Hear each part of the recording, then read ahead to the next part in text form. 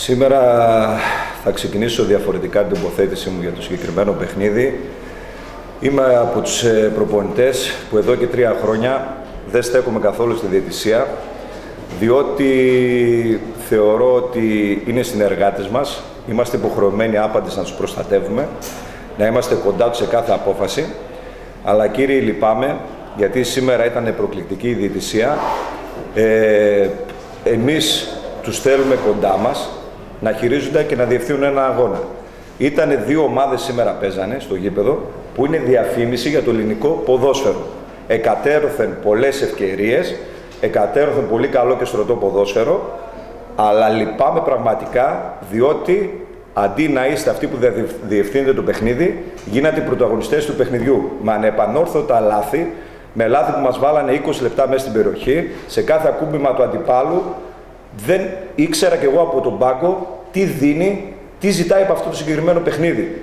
Ο Όφη είναι μεγάλη ομάδα. Δεν χρειάζεται τη βοήθεια της διαιτησίας. Αγωνιστικά όμως, το ξανατονίζω, 2 ομάδες που χαίρεσαι να βλέπεις. 2 ομάδες που παίζουν ποδόσφαιρο, 2 ομάδες που δημιουργήσανε πάρα πολλές τελικές ευκαιρίες. Από πλευρά μας πρέπει να συνεχίσουμε. Πρέπει να κοιτάξουμε την επόμενη μέρα. Πρέπει να δούμε τα επόμενα 3 παιχνίδια με την ίδια σοβαρότητα. Αλλά είμαι πολύ λυπημένος διότι σήμερα οι ποδοσφαιριστές μου κάναν τεράστιο αγώνα. Κοιτάξαν τον αντίπαλο στα μάτια. Καθ' όλη τη διάρκεια δεν φοβηθήκαν σε κανένα σημείο του παιχνιδιού. Και είμαι πολύ ευχαριστημένος από την προσπάθεια, από τον αγώνα, από τον ψυχισμό και από το πάθος που δείξαν στο συγκεκριμένο παιχνίδι.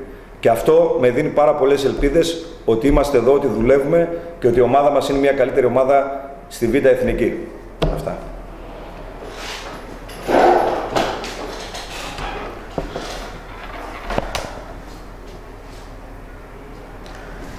Σήμερα δείξαμε το πρώτο λεπτό ότι θέλουμε το παιχνίδι. Καταφέραμε, προηγηθήκαμε, αλλά όπως είπε και ο προπονητής μου, ο διαιτητής σε πολλές περιπτώσεις μας έκλεινε μέσα στην περιοχή. Θέλω να συγχαρώ τους συμπαίκτες μου για την προσπάθεια, γιατί ήταν μεγάλη προσπάθεια κόντρα στον πρώτο πρωταθλήματος. Εμείς συνεχίζουμε γιατί μας αρέσει αυτό το ποδόσφαιρο, το απολαμβάνουμε και στα επόμενα παιχνίδια θα το δείξουμε το ίδιο και ευελπιστώ να πάρουμε και τις νίκες. Ευχαριστώ πολύ.